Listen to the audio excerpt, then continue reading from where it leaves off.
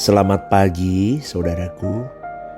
Saya mau mengajak kepada siapapun yang mendengar pagi ini, jujur ya, saudaraku, nilai dirimu dengan jujur. Kalau saya lihat ya, orang Kristen masih banyak yang tidak stabil hidupnya. Contohnya gimana? Aku baru ingin ke gereja, pergi. Aku lagi malas ke gereja, nggak pergi. Aku lagi kepingin doa. Aku nggak kepingin doa, ya nggak doa. Itu contoh ketidakstabilan, saudaraku. Jadi bertuhannya, mengembangkan cinta Tuhannya, proses perjalanan itu situasional atau mengikuti mood yang dia miliki. Saya mau mengingatkan saudaraku, jangan sampai nanti ketika kita menghadap Tuhan, ternyata kita telah menolak cinta Tuhan. Karena kita seperti domba yang lebih tertarik suara orang asing, bukan gembala. Suara orang asing itu artinya dunia, dibandingkan Tuhan. Mencintai Tuhan itu harus dengan sengaja dipaksakan untuk dilakukan. Bukan hanya sekedar permainan perasaan. Mengasihi Tuhan, mencintai Tuhan itu harus fakta, bukan cita-cita, saudaraku. Hanya cita-cita tanpa aksi susah, saudaraku. Dan ini menyangkut seluruh gerak hidup kita. Belajar mengasihi orang, belajar tidak terikat dengan dunia, belajar tidak terikat dengan gadget, belajar untuk tidak tercinta dengan semua hal yang mendukakan hati Bapa. Amin, saudaraku. Karena tidak akan rohani kita kalau kita tidak belajar untuk mematikan itu semua. Dan nanti ketika kita mendengar khotbah sebagus apapun, kau tidak akan tersentuh. Karena Anda punya pikiran dan perasaan yang biasa disentuh oleh yang lain dan bukan Tuhan. Jadi ketika Tuhan menyentuhmu melalui kebenaran firman, kau bisa baper dengan firman itu. Loh, kok nyerang aku nih pendeta? Padahal gak nyerang. Padahal Roh Kudus sedang bekerja dalam hatimu untuk mengkoreksi apa yang salah di dalam dirimu. Jadi saudaraku, menggores cinta kita kepada Tuhan itu bukan hanya sesaat dengan membuat frekuensi cinta. Tetapi harus ada tindakan konkret untuk menunjukkan, I love you Lord. Aku mengasihimu Tuhan. Maka kita harus berkomitmen untuk menutup pintu hati kita kepada siapapun dan apapun selain Tuhan. Cintaku satu-satunya Tuhan. Jangan sampai Tuhan itu bertepuk sebelah tangan cintanya kepada kita, saudaraku. Kita membaca dalam Alkitab bagaimana Abraham, Daud, Ishak, Yakub bergaul dengan Allahnya. Bagaimana Yesus Kristus, Anak Allah, bergaul karib dengan Bapanya. Sampai Tuhan Yesus berani berkata begini, Bapa tinggal di dalam aku di dalam Bapa. Tetapi masalahnya bagaimana hal itu bisa kita alami juga, saudaraku.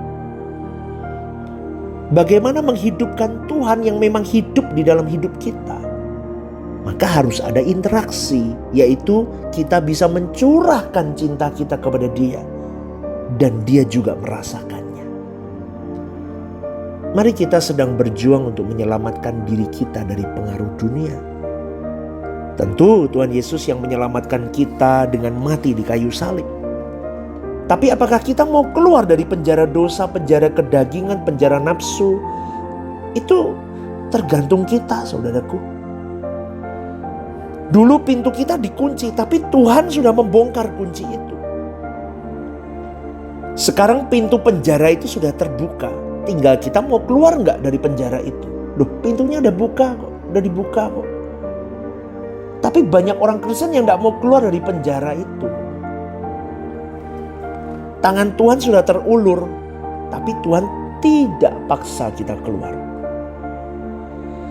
Firman Tuhan mengatakan, Yesus telah memerdekakan kamu. Hendaklah kamu hidup di dalam kemerdekaan.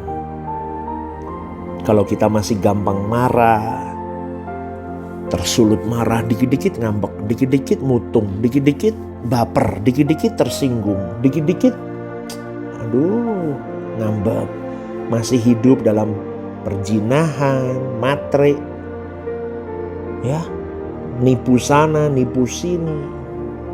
Berarti kita masih di dalam penjara dan tidak layak masuk ke rumah Bapa kalau orang model karakternya begitu. Karakter Kristus harus hidup dalam hidupmu, dalam hidupku juga. Kristen itu tanpa karakter Kristus omong kosong, saudaraku. Maka selalu di dalam kesempatan saya berkhotbah, saya selalu katakan seperti Yesus. Seperti Yesus, terus saya soundingkan seperti Yesus. Rehoboth Semarang tahun ini tahun untuk kedewasaan, berkarakter seperti Yesus temanya. Maka harus seperti Yesus.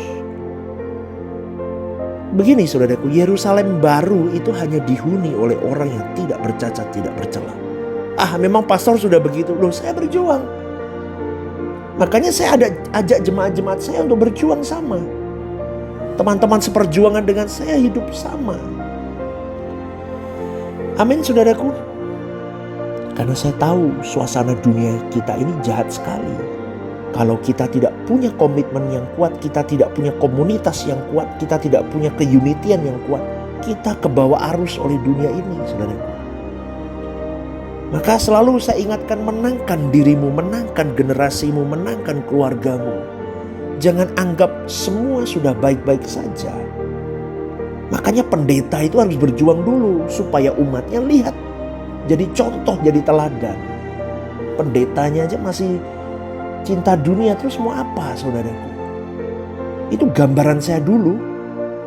Saya masih cinta dunia, terus mau apa? Begitu loh. Makanya hamba-hamba Tuhan, pendeta-pendeta harus berubah. Gores hatimu untuk Tuhan. Mencintai Tuhan lebih. Sehingga orang-orang yang ada di bawah pengembalaanmu itu benar-benar punya teladan hidup. Amin saudaraku.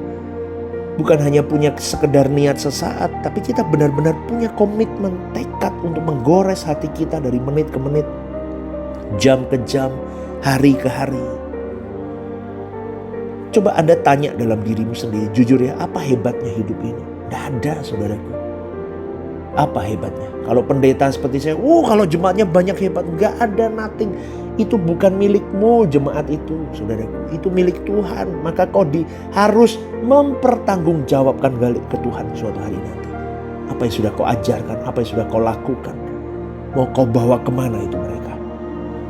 Berat loh saudaraku, jangan sembarangan. Maka saya mau katakan, hidup ini tragis. Kau punya duit, kau punya segalanya. Kalau kau tidak punya Tuhan, tragis. Apalagi yang miskin sudah gak punya apa-apa, gak punya Tuhan lagi. Sungguh tragis hidupmu. Betul. Jawabannya satu hidup ini. Fokus kita ke langit baru, bumi baru. Maka jangan sampai nanti di kekekalan kita tidak diperkenankan masuk, saudaraku. Nanti kepada setiap orang Tuhan berkata, aku mati untukmu. Maka kita pun juga harus berani berkata, apapun kulakukan untuk keselamatanku dan sesamaku. Tapi kalau kita belum bisa mengasihi diri sendiri dengan benar, bagaimana bisa mengasihi sesama? Betul saudaraku. Karena firman Tuhan mengatakan, kasihlah sesamamu manusia seperti kamu mengasihi dirimu sendiri. Cara kita mengasihi diri sendiri adalah cara yang harus kita berikan untuk orang lain. Katakan amin saudara. Bagaimana kita mencintai diri sendiri dengan baik? Pertama, keluarlah dari dosa. Jangan sentuh apa yang najis di hadapan Allah. Yang kedua, jangan main-main dengan kehidupan ini. Tuhan itu sepertinya diam, tapi dia tidak diam.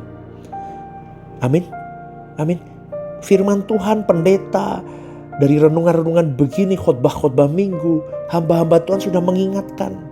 Peristiwa-peristiwa hidup, bencana alam, masalah hidup yang kau alami, tragisnya hidup. Itu Tuhan mengingatkan.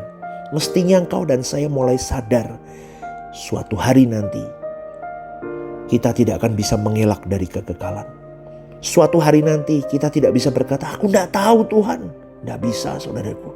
Karena hari-hari ini Tuhan menunjukkan dengan jelas. Kalau kau mengikuti renungan The Message setiap hari saudaraku, kerangka berpikirmu untuk mencintai Tuhan itu lebih tajam. Dan saya yakin Roh Kudus pasti bekerja dalam hatimu. Pasti kau akan cerdas dan kau tahu Roh Kudus bekerja luar biasa mengingatkan melalui renungan-renungan begini. Belum lagi dalam hari-hari hidup kau menghadapi orang sulit, kau menghadapi ini dan itu. Itu sebetulnya Tuhan mintanya begini, nak, perbarui hatimu. Ayo berkaryalah untuk diriku. Tapi selamatkan dirimu dulu. Pintu sudah kubuka, keluarlah kau dari masa lalumu.